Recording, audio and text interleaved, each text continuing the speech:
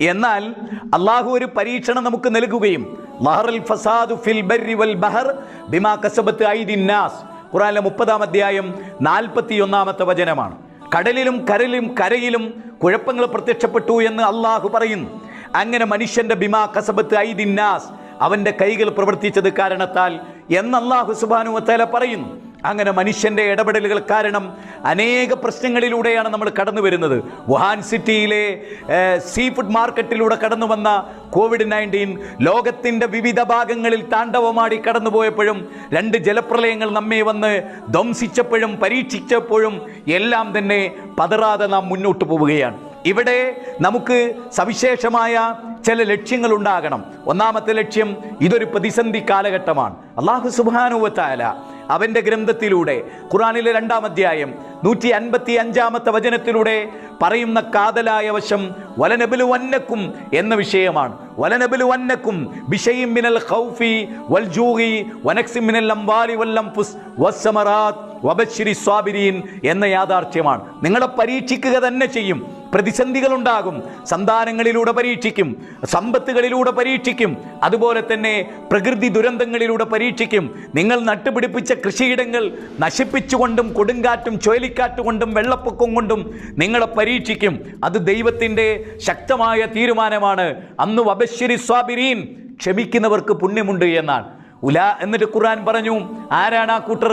അവർക്ക് വല്ലദീന ഇദാ അസാബത്തുഹും മുസീബത്തുൻ ഖാലു ഇന്നാ ലില്ലാഹ്, അവർക്കൊരു മുസീബത്ത് ബാധിച്ചാൽ, അവർക്കൊരു പ്രതിസന്ധി ബാധിച്ചാൽ, അവർക്കൊരു ദുൽമ് ബാധിച്ചാൽ അതിൽ ക്ഷമ അവലംബിക്കുകയും സത്യത്തിലേക്ക് തിരിച്ചു വരികയും ചെയ്യുന്നവരാണ് ആ വിഭാഗം ആളുകളെന്ന് അള്ളാഹു ഖുർആനിൽ ഓർമ്മപ്പെടുത്തുകയാണ്.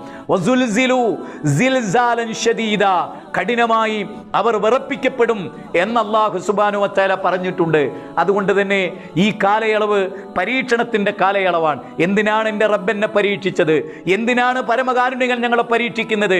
അതേ വിശുദ്ധ ഖുർആൻ സൂറത്ത് ഇൻസാനിൽ പറഞ്ഞുവല്ലോ, 76-ാം അധ്യായത്തിൽ പറഞ്ഞുവല്ലോ,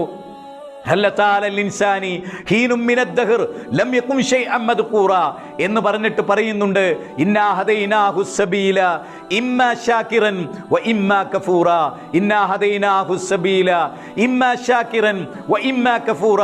ആരാണ് നന്ദിയുള്ളവർ, ആരാണ് നന്ദി കെട്ടവർ എന്ന് നോക്കാൻ വേണ്ടി അള്ളാഹു നിങ്ങളെ പരീക്ഷിക്കുമെന്നാണ്. തിന്മ നങ്കൂരമിടുന്ന ഒരു കാലഘട്ടത്തിലാണ് നമ്മൾ ജീവിക്കുന്നത്. ഒരു ലോകം മുഴുവനും ഒരാഗോള ഗ്രാമസങ്കല്പമായി രൂപപ്പെട്ട ഈ കാലഘട്ടത്തിൽ ആധുനികമായ സംവിധാനങ്ങളിലൂടെ അഥവാ ടെക്നോളജികളിലൂടെ അധുനാധുനമായ ആശയവിനിമയ സംവിധാനത്തിലൂടെ നമ്മുടെ കൈകളിലുള്ള മൊബൈലിലൂടെ അനേക ലോകത്ത് നമ്മൾ കടന്നു പോകുന്നുണ്ട്. കേരളത്തിൻ്റെ കോട്ടയത്തിലെ ഒരു വീട്ടിലിരുന്നു കൊണ്ട്, കേരളത്തിൻ്റെ മലപ്പുറത്തിൻ്റെ ഒരു വീട്ടിലിരുന്നു കൊണ്ട്, കേരളത്തിൻ്റെ കോഴിക്കോടിൻ്റെ ഒരു വീട്ടിലിരുന്നു കൊണ്ട്, കേരളത്തിലെ വയനാട്ടിലെ ഒരു വീട്ടിലിരുന്നു കൊണ്ട് അമേരിക്കയിൽ എന്ത് നടക്കുന്നു എന്ന് നമുക്കറിയാം, ദക്ഷിണാഫ്രിക്കയിൽ എന്ത് നടക്കുന്നു എന്ന് നമുക്കറിയാം, ഇന്തോനേഷ്യയിൽ നമുക്ക് എന്ത് നടക്കുന്നു എന്നറിയാം, സ്കാൻഡിനേവിയൻ രാജ്യങ്ങളിൽ എന്ത് നടക്കുന്നു എന്ന് നമുക്കറിയാം, അവിടെ നടക്കുന്ന കുറ്റകൃത്യങ്ങൾ എന്താണെന്ന് നമുക്കറിയാം, അവിടെ നടക്കുന്ന തോന്നിവാസങ്ങൾ എന്താണെന്ന് നമുക്കറിയാം, ലോകത്ത് നടക്കുന്ന ഭീകരപ്രവർത്തനങ്ങൾ എന്താണെന്ന് നമുക്കറിയാം.